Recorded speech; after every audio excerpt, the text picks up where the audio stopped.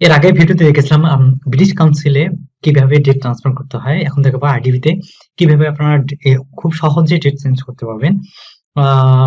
Date আরডিবিতে date change করার অনেক প্রসিডিউরটা হচ্ছে, ফার্স্ট অফ অল একটা ফর্ম আছে। এই ফর্মে আপনাকে সব ডাটা ফিল আপ করতে হবে অ্যাকর্ডিং টু ইউর পাসপোর্ট। দেন আপনি যখন আপনি অ্যাপ্লিকেশন করছেন সে অনুযায়ী আপনাকে ফিল আপ করতে হবে। এবং ডেট ট্রান্সফারের ক্ষেত্রে যেটা সবচেয়ে লাগে এবং যেগুলো মেইন ইস্যুর কারণে আমরা ডেট চেঞ্জ করি আসলে, সেখানে বলে দেওয়া আছে আরটিবি কি কারণে আপনি ডেট চেঞ্জ করতে পারবেন। এবং এখানে তো পয়েন্ট আকারে সবকিছু এভরিথিং দেওয়া আছে এবং ইলনেস এর কারণে আপনি চেঞ্জ করতে পারবেন। ধরুন that আপনি অসুস্থ, যেখানে সেটা আপনার ডক্টর প্রেসক্রাইব। ডেট চেঞ্জ এর ক্ষেত্রে ম্যাক্সিমাম আমরা যেটা যে ইস্যু কারণে চেঞ্জ করি সেটা হেলথ ইস্যু। এই হেলথ ইস্যুর কারণে। আদার ইস্যু গুলো খুব কম কারণে চেঞ্জ করা হয়। তো হেলথ ইস্যুটার কারণে সবচেয়ে বেশি ডেট চেঞ্জ করা হয়। ওকে, ডেট কিভাবে চেঞ্জ করবেন সে বিষয় নিয়ে কথা বলবো। ওকে, দেন হচ্ছে ওকে, একটু বলে নিই, প্রেসক্রিপশন এবং রিপোর্ট দুটাই লাগবে। অনেক সময় প্রেসক্রিপশন দিলে সেটা রিপোর্ট চেয়ে বসে। সো দুইটাই দিলে অনেক বেটার হয়। যদি আপনি একটা দেন সেক্ষেত্রে যদি সামহাউ অ্যাডাপ্ট করে সেক্ষেত্রে প্রেসক্রিপশন সরি রিপোর্ট চেয়ে বসে। তো এটা আসলে একটু মাথা নিয়ে অ্যাপ্লিকেশন করবেন। দেন হচ্ছে প্রেসক্রিপশন এবং রিপোর্ট বিষয়ে কিছু হেল্প লাগলে আমাকে নক দিতে পারেন।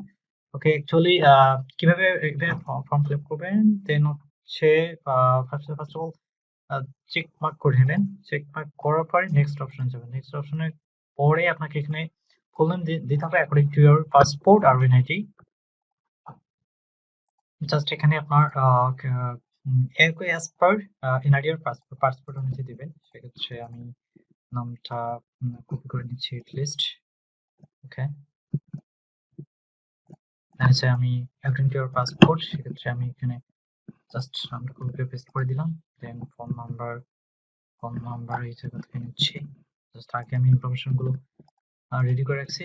দেন হচ্ছে এনআইডি কার্ড, পাসপোর্ট আর এনআইডি নাম্বার দুটাই যেটা দিয়ে আপনি রেজিস্ট্রেশন করছেন সেটা দিয়ে আপনি এখানে দিয়ে দিবেন। দেন হচ্ছে email ID which is used for registration, যেটা আপনার রেজিস্ট্রেশন পারপাসে কি করছেন সেটা আপনাকে এখানে দিতে হবে। জাস্ট আমি আমার ইমেলটা এখানে দিয়ে দিচ্ছি। ইমেল, দেন ইমেলটা দেওয়ার পরে আমি নেক্সট সেকশনে যাব। দেন আপনি সবগুলো চেক করে দেখবেন যে সবগুলো অ্যাকর্ডিং টু ইউর পাসপোর্ট দিয়েছেন কিনা। দেন হচ্ছে নেক্সট অপশন যাবেন। এইখানে হচ্ছে টেস্ট ডেট আর রেজিস্টার্ড ফর, মানে যে ডেট আপনি রেজিস্টার্ড করছেন সেই ডেটটা আপনি দিতে হবে। ধরুন আমার ডেট আমি 24 তারিখে নিয়েছি। 24 তারিখে আমার মেইন এক্সাম, যে ডেট আমি রেজিস্ট্রেশন করছিলাম সেটা এখানে দিয়ে দিলাম। দেন হচ্ছে তোমার প্রিভিয়াস টেস্ট ভেন্যু। আচ্ছা, এটা হচ্ছে তোমার প্রিভিয়াস টেস্ট ভেন্যু হচ্ছে আমি আমার যে প্রিভিয়াস টেস্ট ভেন্যুটা আছে সেটা আমি দিয়ে দিলাম এবং লোকেশনও দিয়ে দিলাম।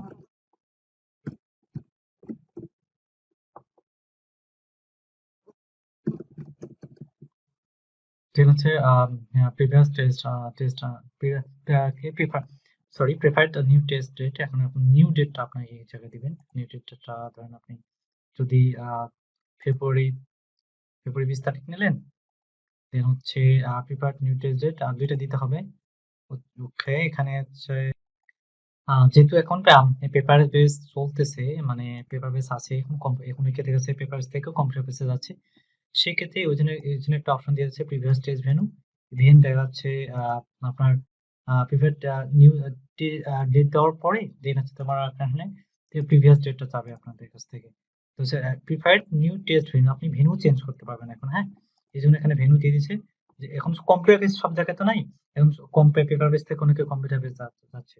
তো ডেট চেঞ্জের ক্ষেত্রে তো সেক্ষেত্রে সব জায়গায় তো সব ভেন্যুতে এবার কম্পিউটার বেস নাই। সেক্ষেত্রে ওই জন্য ওরা যে ভেন্যু চেঞ্জ আপনি করতে পারবেন। হ্যাঁ, সেক্ষেত্রে আপনি যদি কম্পিউটার ডেলিভারি ট্রাভেলস বনানীতে নেন, বনানী সিলেক্ট করলেন। দেন হচ্ছে please select your test module. এখন টেস্ট মডিউল আপনাকে সিলেক্ট করতে হবে academic standard, computer based standard academic হয়েছে, কম্পিউটার বেসড স্ট্যান্ডার্ড একাডেমিক। হ্যাঁ, দেন হচ্ছে নেক্সটে ক্লিক করবেন। তারপরে reason for applying the test date transfer. Just আপনি কি কারণে কি রিজনে আপনি ডেট চেঞ্জ করবেন সেটা এখানে দিয়ে দিবেন। আপনি কি কারণে ডেট চেঞ্জ করবেন সেটা এখানে আপনি দিয়ে দিবেন। জাস্ট আপনি একটু লিখবেন, লিখে জাস্ট যদি আপনি এভাবে লিখতে হবে, দেন হচ্ছে যদি আপনি এখানে তাকে আপনি লিখে রাখবেন যে আপনি কি কোন ডেট চেঞ্জ করতে চান। সো আমি সামথিং এখানে লিখে পেস্ট করলাম, দেন হচ্ছে সাবমিট করবেন। সাবমিট করলে আপনার ওই মেইল চলে যাবে। ওকে, এবং সাবমিট করার পরে জাস্ট এখানে সাবমিট বাটনে ক্লিক করলে আপনার মেইলে একটা মেইল যাবে। সেটা সে মেইলটা দেখতে কিরকম আমি একটু বলে দিই। জাস্ট আমি দেখাচ্ছি আপনাদের একটু পরে, জাস্ট ওয়েট আ সেকেন্ড। হ্যাঁ, যখনই আপনি অ্যাপ্লিকেশন করবেন, অ্যাপ্লিকেশন যখন ফর্মটা আপনি সাবমিট করবেন, সাবমিট করার সাথে সাথেই আপনার মেইলে একটা মেইল আসবে। সেটা মেইলটা দিতে এরকম হবে, ঠিক এরকমই, কোনো ডিফারেন্ট নাই। সেক্ষেত্রে আপনাকে দেখতে হবে যে এখানে আপনাকে বলে দিচ্ছে যে kindly reply this email with supportive document. আপনাকে প্রেসক্রিপশন দিতে হবে যে কারণে আপনি ডেটা চেঞ্জ করতে যাচ্ছেন, সেইখানে ডকুমেন্টটা আপনি অ্যাটাচ করবেন। কিভাবে অ্যাটাচ করবেন? জাস্ট আপনাকে রিপ্লাই এখানে এবং এখানে দেখুন ফি আপনাদের কিন্তু সব বলে দেওয়া আছে। ইকো এর জন্য কত টাকা, দেন হচ্ছে আইএলটিএস ট্রান্সফার এবং রিফান্ডের জন্য কত টাকা, সেটা এখানে সবকিছু কিন্তু বলে দেওয়া আছে। হ্যাঁ, ফি গুলো কিন্তু আপনার আছে। দেন এখন আপনি কি করবেন, কি রিপ্লাই এখানে বলছে যে কাইন্ডলি রিপ্লাই দিস ইমেইল, আর রিপ্লাই করতে হবে। এই রিপ্লাই সেকশনে আসবেন। এই রিপ্লাইতে ক্লিক করলে দেখাচ্ছে আপনাকে কি করতে হবে, যে হচ্ছে আপনাকে ওই সাপ্লি ডকুমেন্ট গুলো অ্যাটাচ করতে হবে। ধরেন আপনার প্রেসক্রিপশন, রিপোর্ট এগুলো অ্যাটাচ করতে হবে। এবং মেইলে বডিতে কি লিখবেন সেটা একটু পরে আমাকে আপনাকে দেখে দিচ্ছে যে মেইলে যে বডি আছে, বডিতে মেইল বডিতে আপনি কি লিখবেন। ইভেন হচ্ছে যখন আপনি ডকুমেন্ট সবগুলো দিবেন, যে সাবমিট করবেন, তারপরে মেইলটা কি আসবে সেটাও আমি বলে দিচ্ছি gradually. Just wait a second. হ্যাঁ, ওকে, আমি আবার একটু রিকল করে দিচ্ছি। পেমেন্ট যখন এরকম একটা ইমেল করবে আপনাকে, ইমেল করার পরে আপনি রিপ্লাই সেকশনে যাবেন। রিপ্লাই সেকশনে যেয়ে আপনি এরকম একটা ইমেল লিখবেন, হ্যাঁ, যে আপনার প্রবলেম গুলো এখানে বলবেন, এবং কোন ডেট থেকে কোন ডেট নেবেন, এবং আপনার কোন ডক্টরকে দেখেছেন সেম কাইন্ড অফ একটা লিখবেন। দেন হচ্ছে আপনার এরকম যখন আপনি সবকিছু ডকুমেন্ট দিয়ে অ্যাটাচ করে সাবমিট করবেন, তখন দেখা যাচ্ছে আপনাকে এরকম একটা মেল করবে। এই যে একটা মেল আছে, এই মেলটা করবে। তারপর 2 ডেজ আপনাকে ওয়েট করতে বলবে। তারপর 2 ডেজ এর মধ্যে রিপ্লাই দিবে। রিপ্লাই করার পরে আপনাকে পেমেন্টের জন্য বলবে। পেমেন্টের জন্য আপনাকে বিকাশ নাম্বার দিবে, কত টাকা পেমেন্ট করতে হবে, এখানে সবকিছু বলা আছে, হ্যাঁ?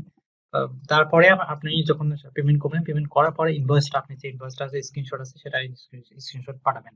সেটা সামথিং কিছু লিখে আপনার নেম, দেন পাসপোর্ট, দেন তারপরে হচ্ছে সবকিছু বলে দেওয়া থাকবে যে আপনি কিভাবে এখানে পেমেন্টটা, মানে কিভাবে মানি রিসিপ্টটা দেখাবেন। এখানে জাস্ট আপনি একটা নেম লিখবেন, পাসপোর্ট লিখবেন, দেন হচ্ছে মানি রিসিপ্ট সামথিং কিছু লিখে আপনি জাস্ট সেন্ড করবেন। সেন্ড করলে আপনার অটোমেটিক্যালি ডেট চেঞ্জ হয়ে যাবে। এইটুকু। যদি কোনো ফার্দার ইনফরমেশন লাগে বা কোনো কিছু ইনফরমেশন মিসিং থাকে, যদি আপনার ক্রিটিক্যাল মনে হয়, সেক্ষেত্রে আমাকে নক দিতে পারেন, এবং কমেন্ট করতে পারেন।